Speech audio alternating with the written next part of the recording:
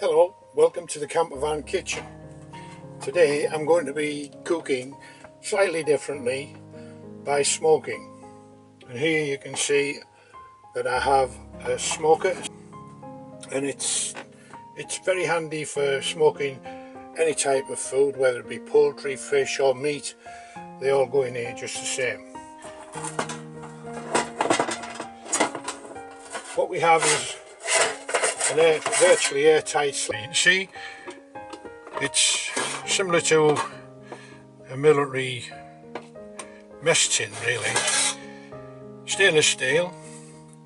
The lid is virtually smoke tight. You do not get a lot of smoke seeping out of this thing. I have actually used it in the kitchen at home on one of the low burning rings, so it's worked out fine. Inside you get a booklet with recipes in, also the types of wood flavours, sawdust, that goes with different types of food. So that's quite handy, that. You also get the sawdust complimentary. This one's hickory and this one's elder. Myself, I've been sawing some oak in the workshop, so I've kept some oak sawdust, which is plentiful and it's also cheap. So it goes quite well with most types of food, I've found. So let's have a look inside of the smoker itself. Now, as you can see in the bottom here, it's blue burnt, so that's quite hot. You need that for the sawdust to smoke.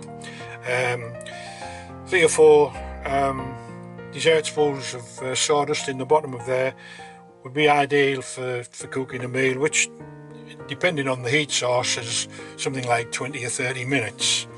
On top of the sawdust we'd place our drip tray, which is purely to catch the juices out of the food. Most foods do sweat heat water out when they're cooking, so that's what that's for. We don't want it in the bottom with the sawdust burning, because it gives out all the wrong smells and the flavours. Now, on top of that we have, or sitting inside of it, is the trivet. Now, what this does is it holds the food up off the drip tray, and it allows the smoke to permeate around the food, which is what we're after, is ideal.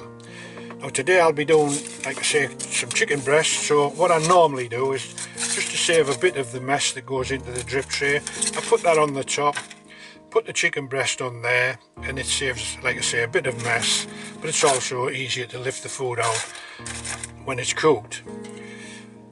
When you put the food inside, we then slide our lid on and place it on our heat source, mine being a 2-burner diesel powered hob, which is 1.8 kilowatts of heat, which is quite hot. This front one is hot enough to burn the sawdust in here anyway, no problem at all.